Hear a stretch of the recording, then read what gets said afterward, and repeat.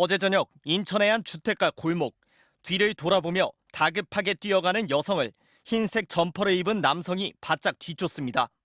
얼마 가지 못해 여성이 붙잡히자 남성은 곧바로 흉기를 휘두릅니다. 흉기 난동은 여성이 쓰러진 뒤에도 1분 가까이 계속됐는데 길을 지나던 시민들이 힘을 합쳐 남성을 끌어낸 뒤 경찰이 도착했습니다. 저기 가서 사람이 쓰러져 있고 사람들이 웅성웅성하더라고요. 나중에 경찰차들이 와서 이렇게 응급조치하고서 이렇게 실어가 이렇게. 가해자인 53살 남성은 피해자와 사귀다 작년에 헤어진 뒤 집요하게 스토킹을 해왔던 것으로 파악됐습니다. 피해 여성은 범행 1시간 전에도 남성이 계속 문자 메시지를 보낸다고 112에 신고한 상태였습니다. 신고를 받은 경찰관이 남성에게 전화를 걸어 스토킹을 멈추라고 경고했지만 남성은 알았다고 답한 뒤 피해자가 운영하는 식당을 찾아가 범행을 저질렀습니다. 병원으로 옮겨진 피해자는 목과 얼굴 등에 심각한 부상을 입은 것으로 전해졌습니다. 계속 연락이 오고 막 그래서 다 차단하고 그랬거든요. 경찰에 이제 한번 출동을 했다고 들었는데. 피해 여성은 지난해 2월부터 1년간 7차례에 걸쳐 스토킹 등 혐의로 가해자를 경찰에 신고했습니다. 이 중 2건은 정식 수사로 이어져 남성이 현행범으로 체포되기도 했지만 매번 피해자가 처벌을 원하지 않는다고 밝혀 수사를 끝내야 했다는 게 경찰의 설명입니다. 스토킹 범죄는 피해자가 원치 않으면 처벌할 수 없는 반의사 불벌죄입니다. 재작년 10월 스토킹 처벌법이 시행된 뒤 1년간 신고된 스토킹 범죄는 약 3만여 건. 스토킹 가해자의 범죄 행위가 잇따르면서 피해자가 원하지 않아도 처벌할 수 있도록 법을 고쳐야 한다는 목소리가 높지만 논의에 좀처럼 속도가 나지 않고 있습니다. MBC 뉴스 윤수환입니다. 경기도 성남의 한 다세대 주택. 굳게 닫힌 반지하방 현관문 앞에 경찰 통제선이 쳐져 있습니다. 나흘 전 이곳에 살던 50대 여성이 살해됐습니다. 범인은 2달 전까지 함께 살던 57세 남성. 남성의 지속적인 폭력에 헤어지고 도망치듯 이곳으로 이사를 왔지만 결국 목숨을 잃었습니다. 저런 싸운 소리가 굉장히 났었어요. 욕설을 하면서. 과거 연인이었던 50대 여성을 살해한 남성은 여성의 집인 이곳에서 경찰에 붙잡혔습니다.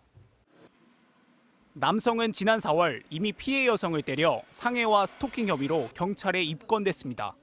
하지만 여성이 처벌을 원치 않아 풀려났고 접근 금지 조치도 해제됐습니다. 스토킹의 경우 피해자가 원하지 않을 경우 처벌할 수 없는 반의사 불벌죄에 해당되기 때문입니다. 남성은 한 달 전에도 여성의 직장에 2차례 찾아가 다시 접근 금지 조치가 내려졌지만 이때도 여성은 처벌을 원치 않는다고 해 또 접근 금지가 풀렸습니다. 스토킹 피해자들이 보복을 두려워하며 처벌 의사 표명에 소극적일 수 있다는 지적은 계속 제기되었습니다. 우리가 감히 이렇게 되는 거죠. 그래서 반성을 한다거나 그러지 않도록 노력하는 것이 아니라 피해자를 또다시 위험한 상황에. 피해 여성이 받고 있던 범죄 피해자 안전조치도 결과적으로 소용이 없었습니다. 경찰로부터 받은 스마트워치가 있었지만 눌러보지도 못한 채 살해된 겁니다. 이틀 전 안산에서도 스마트워치를 받은 여성이 스토킹 가해자에게 살해되는 등 비슷한 사건이 잇따르고 있어 가해자 감시를 강화해야 한다는 의견이 나옵니다. 수신기를 나눠줘서 서로의 거리가 일정 기간 좁혀졌을 때 알람이 울릴 수 있도록 하는. 경찰은 가해 남성을 살인 혐의로 구속했고 다음 주 중으로 검찰에 넘길 계획입니다. MBC 뉴스 차현진입니다. 스토킹도 엄연히 범죄라고 규정한 스토킹 처벌법. 이틀 뒤면 시행한 지 1년이 됩니다. 하지만 이 스토킹 처벌법은 신변보호 대상이나 그 가족을 살해한 김병찬과 이석준, 또 최근 서울 신당역에서 영무원을 살해한 전주환의 범행을 막지 못했습니다. 정부가 뒤늦게 고질적 문제로 지적되어 온 부분, 피해자가 처벌을 원치 않으면 벌하지 않는다는 반의사 불벌죄 조항을 폐지하고 재판 전에도 가해자에게 전자발찌를 채울 수 있도록 법 개정에 나섰습니다. 정상빈 기자의 보도입니다. 동료 영무원을 스토킹해온 전주환. 피해자가 스토킹 피해를 신고하자 합의해달라며 피해자에게 계속 연락했습니다.